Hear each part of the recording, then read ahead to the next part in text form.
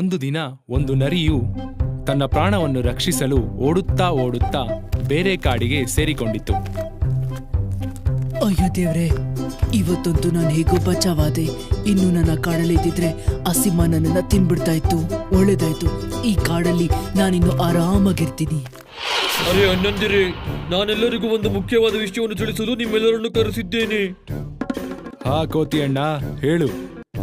ನಿನ್ನೆ ರಾತ್ರಿ ಒಂದು ಕಳ್ಳ ನರಿ ಹತ್ತಿರದ ಕಾಡಿನಿಂದ ನಮ್ಮ ಕಾಡಿಗೆ ಬಂದು ಬಿಟ್ಟಿದೆ. ಅದಕ್ಕಿರುವ ಕೆಟ್ಟ ಬುದ್ಧಿಯಿಂದ ಅದನ್ನು ಆ ಕಾಡಿನಿಂದ ಓಡಿಸಿದ್ದಾರೆ. ನೀವೆಲ್ಲರೂ ತುಂಬಾ ಜಾಗೃತೆಯಿಂದಿರಿ.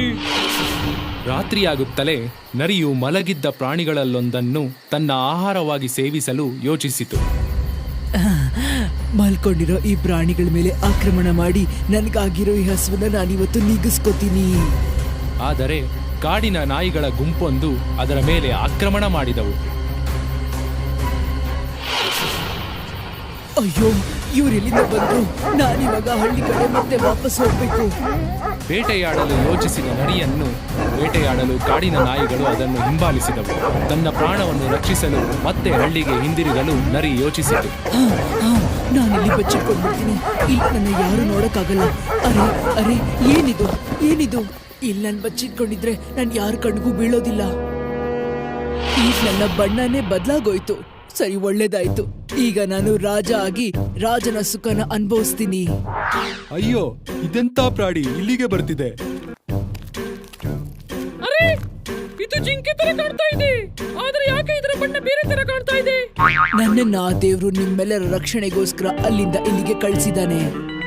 ಓ, ನೀವು ನಮ್ಮ ರಾಜನಿಗಿಂತ ತುಂಬಾ ಶಕ್ತಿಶಾಲಿಗಳಾ? ಹಾಗಾದರೆ ದೇವರು ನಿನ್ನನ್ನು ನಮಗೋಸ್ಕರ ಕಳಿಸಿದ್ದಾದರೆ ನೀನು ನಮ್ಮ ಕಾಡಿನ ರಾಜನಾಗುತ್ತೀಯಾ? ನರಿಯು ಇದನ್ನೇ ಉಪಯೋಗಿಸಿಕೊಂಡು ರಾಜ್ಯವನ್ನು ಆಳಲು ಶುರು ಮಾಡಿತು. ಸದಾ ಆರಾಮವಾಗಿ ಸೋಮಾರಿತನದಿಂದ ತಿಂದು ಉಂಡು ಮಲಗಿಕೊಂಡಿತು. ಒಂದು ದಿನ ಕಾಡಿನ ಪ್ರಾಣಿಗಳೆಲ್ಲವೂ ನರಿಯ ಮುಂದೆ ಕುಳಿತುಕೊಂಡು ಮಾತನಾಡಲು ಶುರು ಮಾಡಿದವು. ಆ ಸಮಯದಲ್ಲಿ ಬೇರೆ ನರಿಗಳ ಸದ್ದು ಕೇಳಿಸಿತು.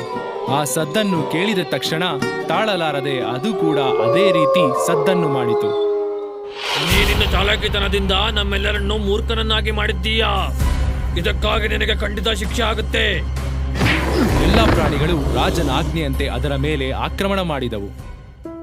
ಅದಕ್ಕೆ ಹೇಳುವುದು, ಯಾವಾಗಲೂ ನಮ್ಮ ನಿಜವಾದ ರೂಪವನ್ನ ಮುಚ್ಚಿಡಬಾರದು, ಏಕೆಂದರೆ ಸತ್ಯ ಯಾವತ್ತಾದರೂ ಒಂದು ದಿನ ಹೊರಬರುತ್ತದೆ.